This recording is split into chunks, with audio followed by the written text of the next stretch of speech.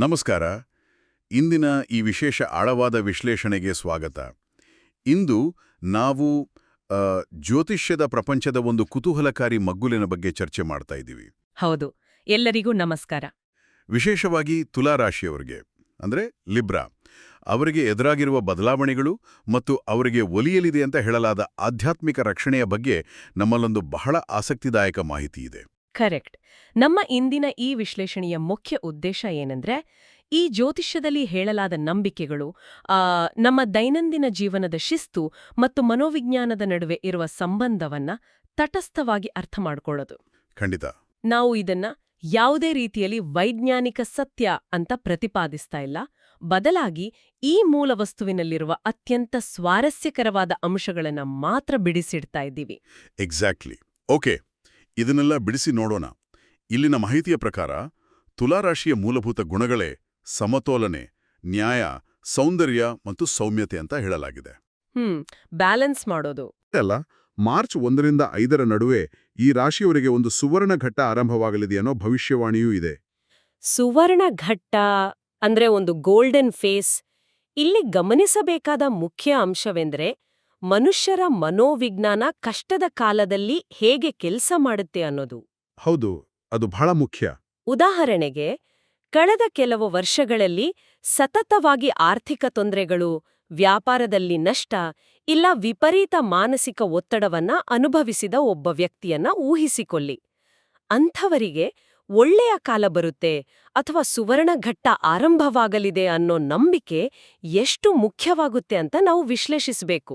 ನಿಜ, ಒಂದು ಆಶಾಭಾವನೆ. ಹೌದು, ಮನುಷ್ಯರು ಕಷ್ಟದ ದಿನಗಳಲ್ಲಿ ಸಂಪೂರ್ಣವಾಗಿ ಭರವಸೆಯನ್ನ ಕಳೆದುಕೊಳ್ಳದೇ ಇರಲು ಇಂತಹ ಸಕಾರಾತ್ಮಕ ಮುನ್ಸೂಚನೆಗಳು ಒಂದು ಪ್ರಬಲವಾದ ಮಾನಸಿಕ ಸ್ಥೈರ್ಯವನ್ನ ಕೊಡುತ್ತವೆ. ದೀರ್ಘಕಾಲದ ಮಳೆಯಿಲ್ಲದೆ ಕಂಗೆಟ್ಟ ರೈತನಿಗೆ ಆ ಮೋಡ ಕವಿದ ವಾತಾವರಣ ಹೇಗೆ ಒಂದು ಹೊಸ ಹುರುಪನ್ನ ನೀಡುತ್ತೋ, ಹಾಗೆಯೇ ಕಷ್ಟಗಳನ್ನ ಮೌನವಾಗಿ ಸಹಿಸಿಕೊಂಡವರಿಗೆ ಪ್ರತಿಫಲ ಸಿಗುವ ಸಮಯ ಬಂದಿದೆ ಅನ್ನೋ ಮಾತು ಮನಸ್ಸಿಗೆ ಎಲ್ಲಿಲ್ಲದ ನೆಮ್ಮದಿಯನ್ನ ತಂದುಕೊಡುತ್ತೆ. ಅದ್ಭುತವಾದ ಹೋಲಿಕೆ ಇದು. ಇದು ಮನುಷ್ಯನಿಗೆ ಮುಂದಿನ ಹೆಜ್ಜೆ ಇಡಲು ಬೇಕಾದ ಇಂಧನದ ತರ ಕೆಲಸ ಮಾಡುತ್ತೆ. ಕಷ್ಟಕಾಲದಲ್ಲಿ ಆಶಾಭಾವನೆಯೇ ದೊಡ್ಡ ಶಕ್ತಿ ಅಂತ ಹೇಳ್ಬೋದು. ಖಂಡಿತವಾಗಿಯೂ. ಆದರೆ ಈ ಬರಹಗಳಲ್ಲಿ ಕೇವಲ ಭರವಸೆಯ ಬಗ್ಗೆ ಮಾತ್ರ ಹೇಳಲಿಲ್ಲ. ಇಲ್ಲೊಂದು ಕುತೂಹಲಕಾರಿ ಮತ್ತು ಸ್ವಲ್ಪ ಮಟ್ಟಿಗೆ ವಿಚಿತ್ರ ಅನಿಸುವ ವಿಷಯವಿದೆ. ಏನು ಗೊತ್ತಾದು? ಹಿಂದಿನ ಕಷ್ಟದ ದಿನಗಳಲ್ಲಿ ದೇವರಿಗೆ ನಿಷ್ಠರಾಗಿದ್ದ ಕಾರಣಕ್ಕಾಗಿ ಮನೆಗೆ ನಾಗದೇವತೆಗಳ ಒಂದು ಅದೃಶ್ಯ ರಕ್ಷಣಾ ಕವಚವಿದೆ ಅನ್ನೋ ನಂಬಿಕೆಯನ್ನ ಇಲ್ಲಿ ಪ್ರಸ್ತಾಪಿಸಲಾಗಿದೆ. ಓಹೋ, ಇನ್ವಿಸಿಬಲ್ ಶೀಲ್ಡ್ ತರ. ಎಕ್ಸಾಕ್ಟ್ಲಿ. ಈ ಅದೃಶ್ಯ ಶಕ್ತಿಗಳು ದೊಡ್ಡ ಅಪಾಯಗಳನ್ನ ಸಣ್ಣದಾಗಿ ಪರಿವರ್ತಿಸ್ತವೆ ಮತ್ತು ಮನೆಯ ಹೊಸಲನ್ನ ದಾಟಿ ಬರುವ ನಕಾರಾತ್ಮಕ ಶಕ್ತಿಗಳನ್ನ ತಡಿತವೆ ಅಂತ ಹೇಳಲಾಗಿದೆ. ಮೇಲ್ನೋಟಕ್ಕೆ ಇದು ಕೇವಲ ಒಂದು ಪೌರಾಣಿಕ ಕಥೆಯಂತೆ ಕಾಣಲ್ವಾ? ಮೇಲ್ನೋಟಕ್ಕೆ ಹೌದು, ಇದೊಂದು ಅತಿಮಾನುಷ ನಂಬಿಕೆಯಂತೆ ಕಾಣುತ್ತೆ. ಆದ್ರೆ ಈ ರಕ್ಷಣೆಯನ್ನ ಉಳಿಸಿಕೊಳ್ಳಲು ಅಲ್ಲಿ ವಿಧಿಸಲಾಗಿರುವ ಷರತ್ತುಗಳನ್ನ ನಾವು ಸೂಕ್ಷ್ಮವಾಗಿ ಗಮನಿಸಿದಾಗ ಇದರ ಹಿಂದಿರುವ ಅಸಲಿ ಉದ್ದೇಶ ನಮಗೆ ಸ್ಪಷ್ಟವಾಗುತ್ತೆ. ಅಂದ್ರೆ ಆ ಷರತ್ತುಗಳು ಯಾವುವು? ಕೇವಲ ಭಕ್ತಿ ಇದ್ರೆ ಮಾತ್ರ ಸಾಲದು ಅಂತ ಸ್ಪಷ್ಟವಾಗಿ ಹೇಳಿದ್ದಾರೆ. ಪ್ರಕೃತಿಗೆ ಯಾವುದೇ ಹಾನಿ ಮಾಡದಿರುವುದು, ಮನೆಯ ಸುತ್ತಮುತ್ತ ಕಟ್ಟುನಿಟ್ಟಿನ ಸ್ವಚ್ಛತೆಯನ್ನ ಕಾಪಾಡುವುದು, ಹಾವುಗಳಂತಹ ಜೀವಿಗಳಿಗೆ ತೊಂದರೆ ಮಾಡದಿರುವುದು ಮತ್ತು ಮುಖ್ಯವಾಗಿ ಹಿರಿಯರನ್ನ ಗೌರವಿಸುವುದು ಅತ್ಯಗತ್ಯ ಅನ್ನೋ ನಿಯಮಗಳಿವೆ. ಓ, ಇದು ನೇರವಾಗಿ ನಮ್ಮ ಜೀವನ ಶೈಲಿಗೆ ಕನೆಕ್ಟ್ ಆಗುತ್ತೆ. ಹೌದು. ಇದನ್ನು ನಾವು ಮನೋವೈಜ್ಞಾನಿಕವಾಗಿ ಮತ್ತು ಸಾಮಾಜಿಕವಾಗಿ ವಿಶ್ಲೇಷಿಸಿದ್ರೆ ಇದು ಕೇವಲ ಒಂದು ಧಾರ್ಮಿಕ ನಿಯಮವಲ್ಲ, ಬದಲಾಗಿ ಇದೊಂದು ಅತ್ಯುನ್ನತ ಮಟ್ಟದ ದೈನಂದಿನ ಜೀವನದ ಶಿಸ್ತು ಅಂತ ಹೇಳ್ಬೋದು. ಸ್ವಚ್ಛತೆ ಇದ್ರೆ ಮನೆಯಲ್ಲಿ ರೋಗರುಜಿನಗಳು ಇರೋದಿಲ್ಲ, ಇದು ದೈಹಿಕ ಆರೋಗ್ಯವನ್ನ ಕಾಪಾಡುತ್ತೆ. ನಿಜ. ಹಿರಿಯರನ್ನ ಗೌರವಿಸಿದ್ರೆ ಕುಟುಂಬದಲ್ಲಿ ಸಂಘರ್ಷಗಳು ಕೂಡ ಕಡಿಮೆ ಆಗುತ್ತೆ. ಕರೆಕ್ಟ್. ಮಾನಸಿಕ ನೆಮ್ಮದಿ ನೆಲೆಸುತ್ತೆ. ಪ್ರಕೃತಿಯನ್ನ ರಕ್ಷಿಸುವುದು ಒಂದು ಜವಾಬ್ದಾರಿಯುತ ಸಮಾಜದ ಲಕ್ಷಣ. ಈ ಎಲ್ಲ ಉತ್ತಮ ಗುಣಗಳನ್ನ ಬೆಳೆಸಿಕೊಂಡಾಗ ಸಹಜವಾಗಿಯೇ ಸುತ್ತಮುತ್ತಲಿನ ವಾತಾವರಣ ಸಕಾರಾತ್ಮಕವಾಗಿರುತ್ತೆ. ಆ ಸಕಾರಾತ್ಮಕ ವಾತಾವರಣವೇ ಮನುಷ್ಯನನ್ನ ಅನೇಕ ತೊಂದರೆಗಳಿಂದ ಪಾರು ಮಾಡುವ ಅದೃಶ್ಯ ರಕ್ಷಣಾ ಕವಚವಾಗಿ ಕೆಲಸ ಮಾಡುತ್ತೆ ಅನ್ನೋದನ್ನ ನಾವು ಅರ್ಥ ಮಾಡ್ಕೊಳ್ಬೇಕು. ಹಾಗೆ ನೋಡಿದ್ರೆ ಈ ಕಟ್ಟುನಿಟ್ಟಾದ ಜೀವನ ಶೈಲಿಯೇ ನಮ್ಗೆ ಶ್ರೀರಕ್ಷೆ ಅನ್ನೋದು ಬಹಳ ಅರ್ಥಪೂರ್ಣವಾಗಿದೆ. ಇದೇ ವಿಚಾರದಲ್ಲಿ ನಮ್ಮ ಮುಂದಿರುವ ಮಾಹಿತಿಯೂ ಒಂದು ಎಚ್ಚರಿಕೆಯನ್ನು ನೀಡುತ್ತೆ. ಯಾವ ರೀತಿಯ ಎಚ್ಚರಿಕೆ? ಚಿನ್ನದ ಮೊಟ್ಟೆ ಇಡುವ ಹಂಸವನ್ನ ಕೊಂದಂತೆ ಮೂರ್ಖತನದಿಂದ ವರ್ತಿಸಿ ಈ ದೈವಿಕ ರಕ್ಷಣೆಯನ್ನ ಹಾಳು ಮಾಡಿಕೊಳ್ಳಬಾರದು ಅಂತ ಇಲ್ಲಿ ಹೇಳಿದ್ದಾರೆ. ಅಂದ್ರೆ ನಮ್ಗೆ ಸಿಕ್ಕಿರೋ ಒಂದು ಒಳ್ಳೆಯ ವಾತಾವರಣ, ಅಥವಾ ಶಿಸ್ತನ್ನ ನಮ್ಮದೇ ಅಹಂಕಾರದಿಂದಲೋ ನಿರ್ಲಕ್ಷ್ಯದಿಂದಲೋ ಹಾಳು ಮಾಡ್ಕೊಳ್ಬಾರ್ದು ಅನ್ನೋದು ಇದರ ಒಳಾರ್ಥ ಇರಬೇಕು. ಖಂಡಿತ ನಾವೇ ನಮ್ಮ ಕಾಲು ಮೇಲೆ ಕಲ್ಲು ಹಾಕೊಂಡ ಹಾಗೆ ಆಗ್ಬಾರ್ದು. ಹೌದು. ಇದರ ಜೊತೆಗೆ ಮತ್ತೊಂದು ಆಸಕ್ತಿದಾಯಕ ಅಂಶ ಏನಂದ್ರೆ, ಸೋಮವಾರದಂದು ಶಿವನನ್ನ ಪೂಜಿಸುವುದು, ಓಂ ನಮಃ ಶಿವಾಯ ಪಠಿಸುವುದು ಮತ್ತು ಹಾಲಿನ ಅಭಿಷೇಕ ಮಾಡುವ ಬಗ್ಗೆಯೂ ಉಲ್ಲೇಖವಿದೆ. ಶಿವನು ಸರ್ಪವನ್ನ ಕೊರಳಲ್ಲಿ ಧರಿಸಿರೋದ್ರಿಂದ ಶಿವನನ್ನ ಪೂಜಿಸಿದರೆ ನಾಗದೇವತೆಗಳು ಶಾಂತರಾಗ್ತಾರೆ ಅನ್ನುವ ಪೌರಾಣಿಕ ಸಂಪರ್ಕವನ್ನ ಇಲ್ಲಿ ಚರ್ಚಿಸಲಾಗಿದೆ. ಈ ಪೌರಾಣಿಕ ಸಂಪರ್ಕಗಳು ನೋಡಿ ಮಾನವನ ಮನಸ್ಸನ್ನ ಕೇಂದ್ರೀಕರಿಸಲು ಬಳಸುವ ಅದ್ಭುತ ಸಾಧನಗಳಾಗಿವೆ. ಶಿವನ ಆರಾಧನೆ ಮತ್ತು ನಾಗದೇವತೆಗಳ ಶಾಂತಿ ಇವೆರಡೂ ಒಂದಕ್ಕೊಂದು ಪೂರಕವಾಗಿ ಕೆಲಸ ಮಾಡ್ತವೆ ಅನ್ನೋ ನಂಬಿಕೆಯು ಒಂದು ನಿರ್ದಿಷ್ಟ ಆಚರಣೆಗೆ ಬಲವಾದ ಚೌಕಟ್ಟನ್ನ ಕೊಡುತ್ತೆ. ಅಂದ್ರೆ ಆ ರಿಚುವಲ್ಸ್ ಹಿಂದೆ ಒಂದು ಲಾಜಿಕ್ ಇದೆ. ಎಕ್ಸಾಕ್ಟ್ಲಿ. ಓಂ ನಮಃ ಶಿವಾಯ ಎಂಬ ಮಂತ್ರದ ಪುನರಾವರ್ತಿತ ಪಠಣವು ವಾಸ್ತವದಲ್ಲಿ ಮನುಷ್ಯನ ಉಸಿರಾಟದ ಗತಿಯನ್ನ ನಿಯಂತ್ರಿಸುತ್ತೆ ಮತ್ತು ಮೆದುಳಿಗೆ ಶಾಂತಿಯನ್ನ ನೀಡುತ್ತೆ. ಇದೊಂದು ರೀತಿಯ ಧ್ಯಾನದ ಸ್ಥಿತಿ ಅಂತ ಹೇಳ್ಬೋದು. ಭಕ್ತಿ ಮತ್ತು ಪ್ರಾಮಾಣಿಕತೆಯಿಂದ ಇಂತಹ ಆಚರಣೆಗಳನ್ನ ಮಾಡಿದಾಗ ಅಂತರಂಗದಲ್ಲಿ ಉದ್ಭವಿಸುವ ಶಾಂತಿಯು ಆ ವ್ಯಕ್ತಿಯ ದೈನಂದಿನ ನಿರ್ಧಾರಗಳ ಮೇಲೂ ಕೋಪವನ್ನ ನಿಯಂತ್ರಿಸುವ ಮೇಲೂ ಸಕಾರಾತ್ಮಕ ಪ್ರಭಾವ ಬೀರುತ್ತೆ. ಕೋಪ ನಿಯಂತ್ರಣದಲ್ಲಿರುವ ವ್ಯಕ್ತಿ ತಾನಾಗಿ ಎಷ್ಟೋ ಅಪಾಯಗಳಿಂದ ಪಾರಾಗ್ತಾನಲ್ವಾ? ಹೌದು, ಕೋಪವೇ ಶತ್ರು ಅಂತಾರಲ್ಲ ಹಾಗೆ. ಇಲ್ಲಿ ವಿಷಯ ನಿಜಕ್ಕೂ ಆಸಕ್ತಿದಾಯಕವಾಗುತ್ತೆ. ಬರೀ ದೈವಿಕ ರಕ್ಷಣೆ ಮತ್ತು ಆಚರಣೆಗಳ ಬಗ್ಗೆ ಮಾತ್ರವಲ್ಲದೆ ಮಾನವನ ಸಾಮಾಜಿಕ ಸಂಬಂಧಗಳ ಬಗ್ಗೆ ಇರುವ ಎಚ್ಚರಿಕೆಗಳ ಕಡೆಗೂ ಈ ಟಿಪ್ಪಣಿಗಳು ನಮ್ಮ ಗಮನ ಸೆಳೆಯುತ್ತವೆ. ಸಾಮಾಜಿಕ ಸಂಬಂಧಗಳ ಬಗ್ಗೆ ಏನ್ ಹೇಳಿದ್ದಾರೆ? ಎಲ್ಲರನ್ನೂ ಅನುಮಾನಿಸಬಾರದು, ಆದರೆ ಕಣ್ಣು ಮುಚ್ಚಿ ಯಾರನ್ನೂ ನಂಬಬಾರದು ಅನ್ನೋ ಒಂದು ನಿಯಮವನ್ನ ಇಲ್ಲಿ ವಿಶ್ಲೇಷಿಸಲಾಗಿದೆ. ನಮ್ಮ ಆಪ್ತರೇ ಕೆಲವೊಮ್ಮೆ ಅಸೂಯೆ ಪಡಬಹುದು, ಮುಖದ ಮುಂದೆ ವಿಪರೀತವಾಗಿ ಹೊಗಳಿ ಬೆನ್ನಿ ಹಿಂದೆ ಟೀಕಿಸಬಹುದು ಅನ್ನೋ ಎಚ್ಚರಿಕೆ ಇದೆ. ಇದು ಬಹಳ ಕಾಮನ್. ನಾವು ಯಾರಿಗಾದರೂ ಎಷ್ಟೇ ನಿಷ್ಕಲ್ಮಶವಾಗಿ ಸಹಾಯ ಮಾಡಿದ್ರೂ ನಮ್ಮ ಸಕಾರಾತ್ಮಕ ಗುಣಗಳು ಮತ್ತು ನಮಗೆ ಸಮಾಜದಲ್ಲಿ ಸಿಗುವ ಗೌರವವು ಅವರಲ್ಲಿ ಅಸಹಿಷ್ಣುತೆಯನ್ನು ಉಂಟು ಮಾಡಬಹುದು ಅಂತ ಹೇಳಿದ್ದಾರೆ. ಮನುಷ್ಯನ ಸ್ವಭಾವ ಇಷ್ಟೊಂದು ಸಂಕೀರ್ಣವಾಗಿರಲು ಸಾಧ್ಯವೇ? ಮನುಷ್ಯನ ಸ್ವಭಾವದ ಅತ್ಯಂತ ನೈಜವಾದ ಮುಖನೇ ಇದು. ಈ ಸಾಮಾಜಿಕ ಎಚ್ಚರಿಕೆಗಳನ್ನ ನಾವು ಒಂದು ಸಮಗ್ರ ಚಿತ್ರಣದಲ್ಲಿ ಬಿಗ್ಗಲ್ ಪಿಕ್ಚರ್ನಲ್ಲಿ ಇಟ್ಟು ನೋಡಿದ್ರೆ ಇದರ ಹಿಂದಿನ ಆಳ ನಮಗೆ ಅರ್ಥವಾಗುತ್ತೆ. ಒಮ್ಮೆ ಯೋಚಿಸಿ, ನಮ್ಮ ಸುತ್ತಮುತ್ತಲಿನ ಸಮಾಜದಲ್ಲಿ ಎಲ್ಲರೂ ನಮ್ಮ ಏಳಿಗೆಯನ್ನ ಕಂಡು ಸಂತೋಷ ಪಡುವವರೇ ಇರೋದಿಲ್ಲ. ನಿಜ. ನಮಗೆ ಒಳ್ಳೆಯದಾಗಲಿ ಅಂತ ಬಯಸುವವರು ಕಡಿಮೆ. ಹೌದು. ವೈಯಕ್ತಿಕ ವಿಷಯಗಳು, ಆರ್ಥಿಕ ರಹಸ್ಯಗಳು ಮತ್ತು ಭವಿಷ್ಯದ ಯೋಜನೆಗಳನ್ನ ಎಲ್ಲರ ಮುಂದೆಯೂ ತೆರೆದಿರುವುದು ಅಪಾಯಕಾರಿ. ಇದನ್ನ ಗೌಪ್ಯವಾಗಿಡುವುದು ಕೇವಲ ಜ್ಯೋತಿಷ್ಯದ ಸಲಹೆಯಲ್ಲ, ಅದೊಂದು ಅತ್ಯುನ್ನತವಾದ ಲೈಫ್ ಸ್ಕಿಲ್ ಅಂತ ನಾನು ಹೇಳ್ತೀನಿ. Life skill, correct. ನಮ್ಮ ಬೌಂಡ್ರೀಸ್ ನಾವು ಸೆಟ್ ಮಾಡ್ಕೋಬೇಕು. ಎಕ್ಸಾಕ್ಟ್ಲಿ. ಅತಿಯಾದ ಆಡಂಬರದ ಪ್ರೀತಿಯನ್ನ ತೋರಿಸುವವರು ಅಥವಾ ನಮ್ಮ ವೈಯಕ್ತಿಕ ವಿಷಯಗಳಲ್ಲಿ ಅಸ್ವಾಭಾವಿಕ ಆಸಕ್ತಿ ತೋರಿಸಿ ನಮ್ಮ ಯೋಜನೆಗಳನ್ನ ಕೆದಕಿ ಕೇಳುವರ ಬಗ್ಗೆ ಜಾಗರೂಕರಾಗಿರಬೇಕು. ಇದು ಮಾನವ ಸಂಬಂಧಗಳ ನಿರ್ವಹಣೆಯಲ್ಲಿ ನಾವು ಕಲಿಯಲೇಬೇಕಾದ ಪ್ರಮುಖ ಪಾಠ. ನಮ್ಮ ರಹಸ್ಯಗಳೇ ನಮ್ಮ ಶಕ್ತಿ. ಅವುಗಳನ್ನ ಎಲ್ಲರೊಡನೆ ಹಂಚಿಕೊಂಡಾಗ ನಾವು ಮಾನಸಿಕವಾಗಿ ಮತ್ತು ಸಾಮಾಜಿಕವಾಗಿ ದುರ್ಬಲರಾಗ್ತೀವಿ. ಅಂದ್ರೆ ಇಂತಹ ನಕಾರಾತ್ಮಕ ಜನರನ್ನ ದೂರವಿಡುವುದು ವೈಯಕ್ತಿಕ ನೆಮ್ಮದಿಯನ್ನ ಕಾಪಾಡಿಕೊಳ್ಳುವ ರಹಸ್ಯ ಅಂತ ಆಯಿತು. ಖಂಡಿತ. ನೆಮ್ಮದಿ ಬೇಕು ಅಂದ್ರೆ ಈ ಶಿಸ್ತು ಬೇಕೇ ಬೇಕು. ಆ ನೆಮ್ಮದಿ ಮತ್ತು ಸಮತೋಲನವನ್ನ ತರುವ ಮತ್ತೊಂದು ಪ್ರಮುಖ ಅಂಶದ ಕಡೆಗೆ ನಾವು ಗಮನ ಹರಿಸಬೇಕು. ಅದೇ ತುಲಾ ರಾಶಿಯ ಅಧಿಪತಿಯಾದ ಶುಕ್ರ. ಓ, ವೀನಸ್. ಹೌದು. ಇಲ್ಲಿನ ಮಾಹಿತಿಯ ಪ್ರಕಾರ ಶುಕ್ರನು ಪ್ರೀತಿ, ಸೌಂದರ್ಯ, ಕಲೆ, ಆಕರ್ಷಣೆ ಮತ್ತು ಆರ್ಥಿಕ ಸ್ಥಿರತೆಯ ಸಂಕೇತ. ಶುಕ್ರನ ಪ್ರಭಾವ ಬಲವಾಗಿದ್ದಾಗ ಜೀವನದಲ್ಲಿ ಗೌರವ, ಸಂಪತ್ತು ಮತ್ತು ಸಂತೋಷ ಹೆಚ್ಚಾಗುತ್ತೆ ಅನ್ನೋ ನಂಬಿಕೆಯಿದೆ. ಶುಕ್ರದಸೆ ಅಂತಾರಲ್ಲ ಹಾಗೆ. ಎಕ್ಸಾಕ್ಟ್ಲಿ. ಆದರೆ ಈ ಶುಕ್ರನ ಆಶೀರ್ವಾದ ಪಡೆಯಲು ಉಲ್ಲೇಖಿಸಿರುವ ದೈನಂದಿನ ಪರಿಹಾರಗಳನ್ನು ಕೇಳಿದ್ರೆ ಯಾರೇ ಆದರೂ ಆಶ್ಚರ್ಯಪಡ್ತಾರೆ.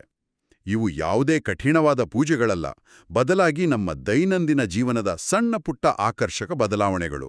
ಅಂದ್ರೆ ಯಾವ ರೀತಿಯ ಪರಿಹಾರಗಳು? ಉದಾಹರಣೆಗೆ, ಉತ್ತಮ ಗುಣಮಟ್ಟದ ಕೈಗಡಿಯಾರ ಅಂದ್ರೆ ವಾಚ್ ಧರಿಸುವುದು. ಇಂದು ಬಹುತೇಕರು ಸಮಯ ನೋಡಲು ತಮ್ಮ ಮೊಬೈಲ್ ಫೋನ್ಗಳನ್ನೇ ಅವಲಂಬಿಸಿರ್ತಾರೆ. ಹೀಗಿರುವಾಗ ಕೈಗಡಿಯಾರ ಧರಿಸುವುದು ಹೇಗೆ ಒಂದು ಪರಿಹಾರವಾಗಬಲ್ಲದು ಅನ್ನೋ ಪ್ರಶ್ನೆ ಮೂಡುತ್ತೆ. ಇದೇ ಈ ವಿಚಾರದ ಅತ್ಯಂತ ಸ್ವಾರಸ್ಯಕರವಾದ ಭಾಗ. ನೋಡಿ, ಮೊಬೈಲ್ ಫೋನ್ ಮೂಲಕ ಸಮಯ ನೋಡೋದಕ್ಕೂ ಕೈಗಡಿಯಾರದಲ್ಲಿ ಸಮಯ ನೋಡೋದಕ್ಕೂ ಮಾನಸಿಕವಾಗಿ ಬಹಳ ವ್ಯತ್ಯಾಸವಿದೆ. ಮೊಬೈಲ್ ನೋಡಿದಾಗ ಕೇವಲ ಸಮಯ ಮಾತ್ರವಲ್ಲದೆ 10 ಹಲವು ಮೆಸೇಜ್ಗಳು, ನೋಟಿಫಿಕೇಷನ್ಗಳು ನಮ್ಮ ಗಮನವನ್ನ ಬೇರೆಡೆ ಸೆಳೆಯುತ್ತವೆ. ಹೌದು, ನಾವು ಡಿಸ್ಟ್ರಾಕ್ಟ್ ಆಗ್ತೀವಿ. ಆದರೆ ಉತ್ತಮ ಗುಣಮಟ್ಟದ ಕೈಗಡಿಯಾರ ಧರಿಸುವುದು ಸಮಯದ ಮೇಲಿನ ನಮ್ಮ ಗೌರವವನ್ನ ಸೂಚಿಸುತ್ತೆ. ಕೈಗಡಿಯಾರವು ಶಿಸ್ತಿನ ಸಂಕೇತ. ಸಮಯವನ್ನ ಗೌರವಿಸುವವರು ಮತ್ತು ತಮ್ಮ ಕೆಲಸಗಳನ್ನ ನಿಗದಿತ ಸಮಯಕ್ಕೆ ಮುಗಿಸುವವರು ಜೀವನದಲ್ಲಿ ಬರುವ ಉತ್ತಮ ಅವಕಾಶಗಳನ್ನ ಎಂದಿಗೂ ಕಳೆದುಕೊಳ್ಳುವುದಿಲ್ಲ. ವಾವ್! ಇದು ಬಹಳ ಲಾಜಿಕಲ್ ಆಗಿದೆ. ಒಂದು ಒಳ್ಳೆಯ ವಾಚ್ ಕಟ್ಕೊಂಡಾಗ ವ್ಯಕ್ತಿಯ ಬಾಡಿ ಲ್ಯಾಂಗ್ವೇಜ್ನಲ್ಲೇ ಒಂದು ವೃತ್ತಿಪರತೆ ಮತ್ತು ಆತ್ಮವಿಶ್ವಾಸ ಮೂಡುತ್ತೆ. ಜ್ಯೋತಿಷ್ಯವು ಈ ಮಾನಸಿಕ ಬದಲಾವಣೆಯನ್ನೇ ಶುಕ್ರನ ಆಶೀರ್ವಾದ ಅಂತ ಬಹಳ ನಾಜುಕಾಗಿ ಬೆಸೆದಿದೆ. ನಿಜಕ್ಕೂ ಇದು ಆಲೋಚಿಸಬೇಕಾದ ವಿಷಯವೇ. ಇದರ ಜೊತೆಗೆ ಇನ್ನಷ್ಟು ಕುತೂಹಲಕಾರಿ ಪರಿಹಾರಗಳಿವೆ. ಕಟುವಾದ ವಾಸನೆಗಿಂತ ಮೃದುವಾದ ಅಂದ್ರೆ ಮೈಲ್ಡ್ ಆಗಿರೋ ಸುಗಂಧ ದ್ರವ್ಯವನ್ನ ಪರ್ಫ್ಯೂಮ್ ಬಳಸುವುದು ಒಂದು ನಿಯಮ ಅಂತ ಹೇಳಲಾಗಿದೆ. ಇದು ಆತ್ಮವಿಶ್ವಾಸವನ್ನ ಹೆಚ್ಚಿಸುತ್ತೆ ಅಂತ. ಹಾಗೆಯೇ ಬಿಳಿ ಬಣ್ಣ ಶುಕ್ರನಿಗೆ ಅತ್ಯಂತ ಪ್ರಿಯವಾದದ್ದು. ಆದ್ದರಿಂದ ಯಾವಾಗ್ಲೂ ಒಂದು ಸ್ವಚ್ಛವಾದ ಬಿಳಿ ಕರವಸ್ತ್ರವನ್ನ ಜೊತೆಯಲ್ಲಿಟ್ಟುಕೊಳ್ಳುವುದು ಶಾಂತಿಯ ಸಂಕೇತ ಅಂತ ವಿವರಿಸಲಾಗಿದೆ. ಇವೆಲ್ಲದಕ್ಕೂ ಮಿಗಿಲಾಗಿ ಮತ್ತೊಂದು ವಿಶಿಷ್ಟವಾದ ಪರಿಹಾರವಿದೆ. ಮತ್ತೇನ್ ಹೇಳ್ದಾರು? ಅಂಗೈಯಲ್ಲಿ ಹೆಬ್ಬೆರುಳಿನ ಕೆಳಗಿನ ಭಾಗವನ್ನ, ಅಂದ್ರೆ ಶುಕ್ರ ಪರ್ವತ ಅಂತ ಕರೆಯಲ್ಪಡುವ ಜಾಗವನ್ನ ಲಘುವಾಗಿ ಉಜ್ಜುವುದು. ಹೀಗೆ ಪ್ರತಿದಿನ ಮಾಡುವುದರಿಂದ ಗ್ಲಾಮರ್ ಮತ್ತು ಆರೋಗ್ಯ ಹೆಚ್ಚಾಗುತ್ತೆ ಅನ್ನೋ ನಂಬಿಕೆಯನ್ನ ಇಲ್ಲಿ ದಾಖಲಿಸಲಾಗಿದೆ. ಒಂದು ಸಣ್ಣ ಸ್ಪರ್ಶದಿಂದ ಇಷ್ಟೆಲ್ಲ ಬದಲಾವಣೆ ಸಾಧ್ಯವೇ? ಈ ಎಲ್ಲ ಸಣ್ಣ ಸಣ್ಣ ಆಚರಣೆಗಳನ್ನ ವಿಶ್ಲೇಷಿಸ್ತಾ ಹೋದ್ರೆ ನಮ್ಗೆ ಒಂದು ದೊಡ್ಡ ಸತ್ಯ ಅರ್ಥವಾಗುತ್ತೆ. ಸುಗಂಧ ದ್ರವ್ಯದ ವಿಷಯವನ್ನೇ ತೆಗೆದುಕೊಳ್ಳಿ. ನೀವೊಂದು ಮುಖ್ಯವಾದ ಸಂದರ್ಶನಕ್ಕೆ ಹೋಗುವಾಗ ಒಂದು ಮೈಲ್ಡ್ ಪರ್ಫ್ಯೂಮ್ ಬಳಸಿದ್ರೆ ಒಳಗಿನಿಂದಲೇ ಒಂದು ತಾಜಾತನ ಮೂಡುತ್ತೆ. ಇದು ಇತರರ ಮುಂದೆ ನಿಮ್ಮ ಇರುವಿಕೆಯನ್ನ ಆಹ್ಲಾದಕರವಾಗಿಸುತ್ತೆ. ಹೌದು, ಪ್ರೆಸೆಂಟಬಲ್ ಆಗಿ ಕಾಣಿಸ್ತೀವಿ. ಇನ್ನು ಅಂಗೈಯ ಭಾಗವನ್ನ ಉಜ್ಜುವ ವಿಚಾರ, ಇದು ಪ್ರಾಚೀನ ಮರ್ಮ ಚಿಕಿತ್ಸೆ ಅಥವಾ ಅಕ್ಯುಪ್ರೆಷರ್ ವಿಧಾನದಂತೆ ಕಾಣುತ್ತೆ. ಕೈಯ ನಿರ್ದಿಷ್ಟ ಭಾಗಗಳನ್ನ ಲಘುವಾಗಿ ಒತ್ತುವುದರಿಂದ ರಕ್ತ ಸಂಚಲನೆ ಸುಧಾರಿಸುತ್ತೆ ಮತ್ತು ಮಾನಸಿಕ ಒತ್ತಡ ಕಡಿಮೆಯಾಗುತ್ತೆ ಅಂತ ವಿಜ್ಞಾನವೂ ಹೇಳುತ್ತೆ. ಒತ್ತಡವಿಲ್ಲದ ಮುಖದಲ್ಲಿ ಕಾಂತಿ ಇದ್ದೇ ಇರುತ್ತೆ. ಖಂಡಿತ. ಇನ್ನು ಮೃದುವಾಗಿ ಮಾತನಾಡುವುದು, ಮಹಿಳೆಯರನ್ನ ಗೌರವಿಸುವುದು ಮತ್ತು ಸ್ವಚ್ಛವಾದ ಬಟ್ಟೆ ಧರಿಸುವುದು ಇವೆಲ್ಲವೂ ಕೇವಲ ಗ್ರಹಗಳನ್ನ ಮೆಚ್ಚಿಸುವ ತಂತ್ರಗಳಲ್ಲ, ಬದಲಾಗಿ ಇವು ಒಬ್ಬ ವ್ಯಕ್ತಿಯ ಪರ್ಸನಾಲಿಟಿ ಡೆವಲಪ್ಮೆಂಟ್ ಅಥವಾ ವ್ಯಕ್ತಿತ್ವ ವಿಕಾಸನದ ಅತ್ಯುತ್ತಮ ಮಾರ್ಗಗಳು. ಇದೆಲ್ಲವನ್ನ ಪಾಲಿಸುವ ವ್ಯಕ್ತಿಗೆ ಸಮಾಜದಲ್ಲಿ ಗೌರವ ತಾನಾಗಿಯೇ ಸಿಗುತ್ತೆ. ಆಚರಣೆಗಳ ಜೊತೆಗೆ ಶುಕ್ರವಾರದ ವಿಶೇಷ ಪೂಜೆಯೊಂದರ ಬಗ್ಗೆ ಕೂಡ ಈ ಬರಹಗಳು ಉಲ್ಲೇಖಿಸುತ್ತವೆ.